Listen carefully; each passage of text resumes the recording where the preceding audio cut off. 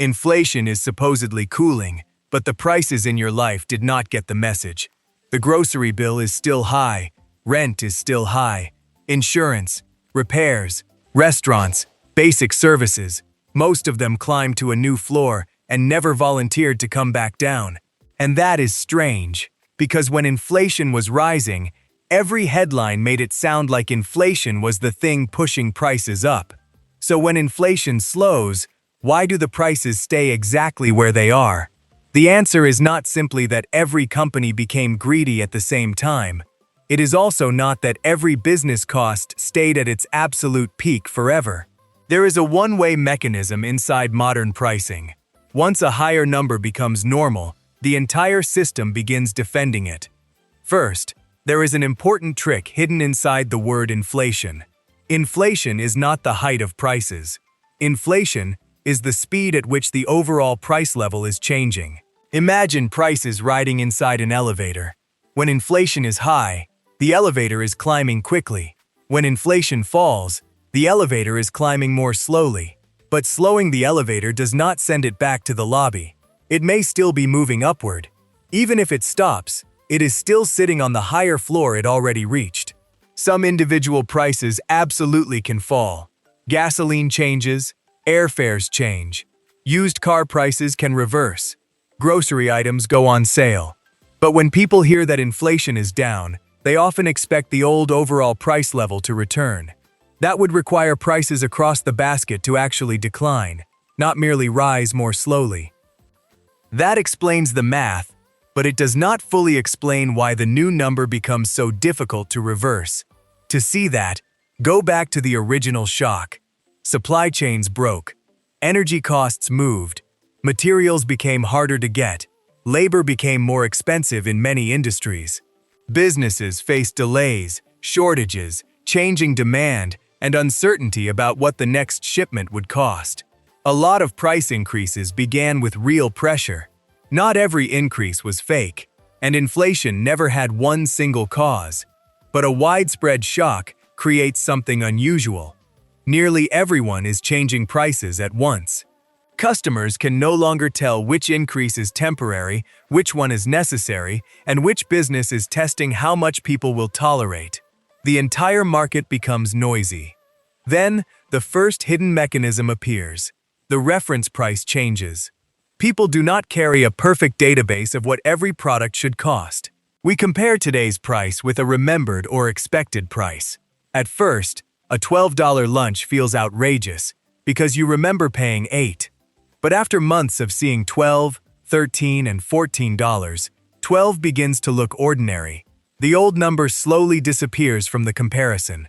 You may still dislike the new price, but you stop reacting to it as if it is impossible. The shock becomes familiar, and once the higher number becomes the reference point, a business does not have to return to the old price to look competitive. It only has to look reasonable, beside everyone else's new price. Now open the pricing control room. A company does not set today's price using only today's cost. It is also thinking about the next shipment, the next wage negotiation, the next insurance bill, the cost of borrowing, replacement inventory, and the risk of raising prices again later.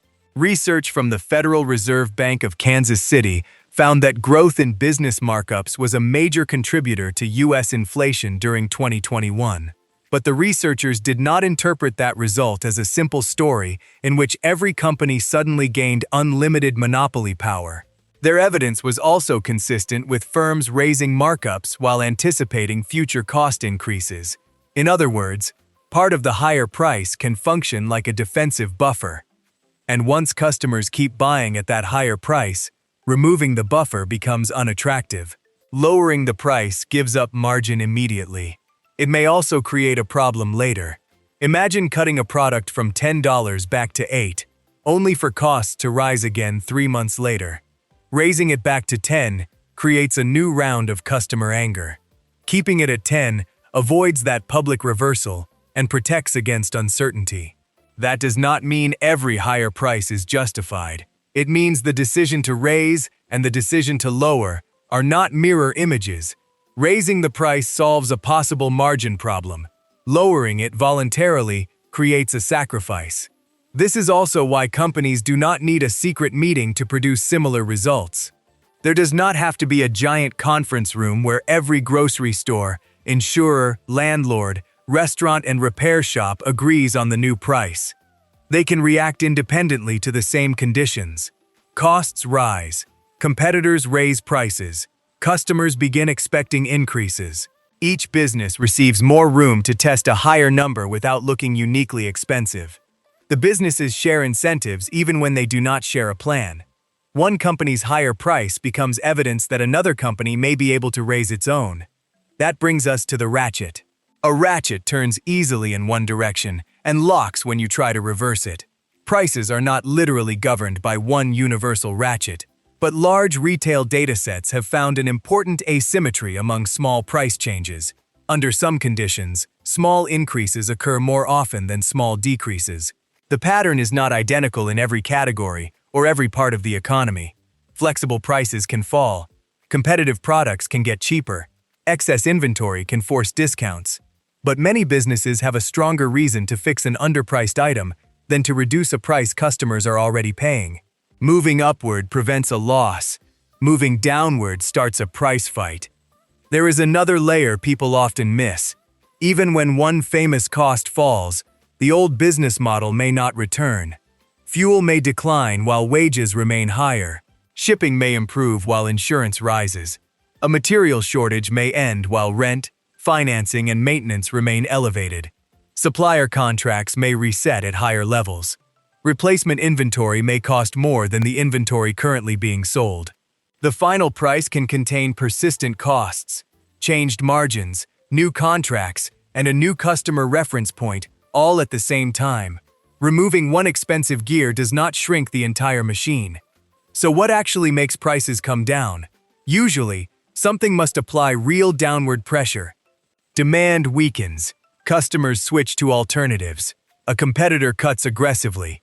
Inventory piles up. Technology makes production cheaper. Productivity improves. A temporary shortage disappears in a market where firms are forced to compete away the savings. Those forces can unlock particular prices. But there is no single master switch that returns every category to the same year at once. Rent behaves differently from gasoline.